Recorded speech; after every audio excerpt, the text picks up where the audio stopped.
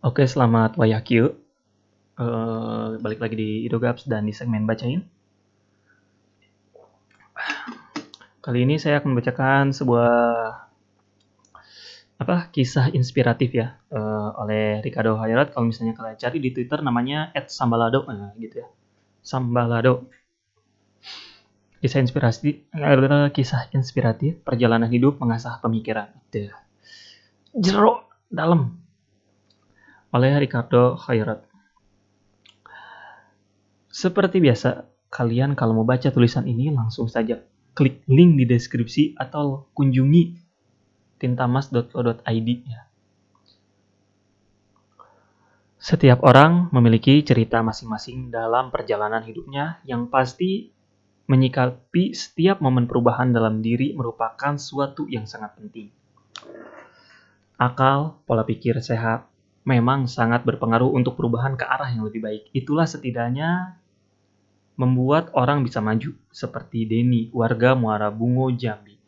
Pria kelahiran 1979 ini sudah berdikari sejak masih muda sebelum menikah dengan membuka usaha desain interior.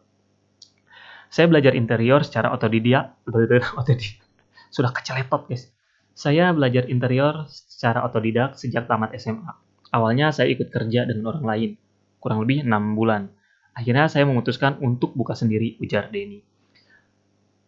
Sama kita ketahui, usaha jasa interior merupakan salah satu usaha yang tidak pernah habis. Tergantung modal si pengrajin untuk mengikuti perkembangan model. Ketika interior merupakan kebutuhan bagi masyarakat menengah ke atas dalam mendekorasi ruang, baik di rumah maupun di kantor. Dalam menjalankan usaha, banyak orang yang mengalami pasang surut. Hal demikian juga dialami oleh bapak 3 anak ini. Saya pernah stop usaha karena sepinya orderan. Itu bukan hanya sekali membuat saya kembali bekerja dengan orang. Setelah menikah dan punya anak, saya sempat kerja juga di perusahaan karena usaha saya stop lagi. Saya juga pernah kerja sebagai kuli, kebun karet, dan sawit. Mau nggak mau demi dapur, cerita Denny. Tanggung jawab sebagai kepala keluarga membuat Denny selalu mencari peluang yang bisa menghasilkan. Pada masa-masa itu, Denny masih berkeinginan kuat untuk membuka usahanya kembali karena ia berpikiran bahwa ia memiliki skill. Sangat disayangkan kalau tidak bisa ia gunakan. Dari keinginan itulah, ia mulai mengumpulkan modal sedikit demi sedikit dengan cara menyisihkan hasil yang ia dapat sebagai pekerja. Akhirnya pada tahun 2012, ia memutuskan kembali fokus dengan jasa desain interiornya. Walaupun dengan modal yang minim, ia bertekad untuk mendapatkan penghasilan dengan keahlian yang ia punya.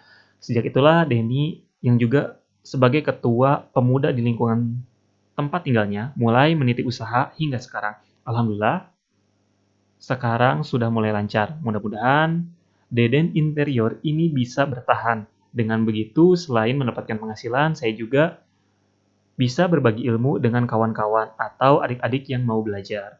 Imbu Denny. Memang keberanian dalam mengambil keputusan sangat berpengaruh pada langkah yang akan kita tempuh. Dan yang perlu digarisbawahi adalah keinginan untuk belajar agar pemikiran makin terasah, terutama belajar dari perjalanan hidup. Ya, ingat, kita harus selalu introspeksi diri ya, mengenal diri kita itu siapa, bakat kita itu di mana, supaya kita tidak salah jalan gitu. Atau ada bahasa kalau misalnya mahasiswa tuh suka berkeluh kesah tentang kayaknya aku salah ambil jurusan deh gitu. Ya mungkin itu juga pernah saya alami gitu, mungkin kawan-kawan juga pernah mengalami gitu, karena kita tidak pernah kenal dengan passion kita gitu. Kita tuh senang dengan apa sih gitu. Kita pernah dikenalkan gak sih dengan bakat kita tuh apa sih sebenarnya gitu ketika kita masa-masa sekolah gitu, dan itu jarang sekali kita dapatkan gitu ya. Banyak orang mungkin yang udah ngerti passionnya ketika dia mengikuti ekskul. Aku suka olahraga gitu ya, ikutlah ekskul olahraga gitu. Aku suka seni nih, ikut ekskul seni gitu. Dan biasanya lebih terarah gitu nantinya gitu ya. Biasanya ini nggak tok bakal gitu ya. Cuman ya saya sendiri gitu adalah orang yang tidak pernah dikenalkan atau ya tidak pernah diajarkan bagaimana mengenali passion kita atau bakat kita itu ada di mana gitu ya. Jadi kadang kawan-kawan saya juga ya adalah beberapa mungkin kawan-kawan gitu ketika tanya, "Kamu bakatnya apa sih?" Apa ya, nggak tahu. Ya kayak gitulah. Jadi ketika tanya bahkan ada yang ditanya teman saya sama adiknya, eee, Teh bakatnya apa? Balapan. Nggak apa-apa, bagus gitu kan. Jadi berarti dia, punya mental pemberani karena balapan itu kan nyalinya harus gede ya, eee, melaju kencang di atas motor gitu kan.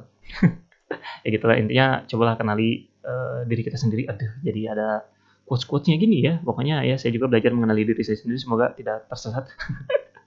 Oke mungkin segitu aja buat konten bacaan kali ini. Terima kasih dan bye.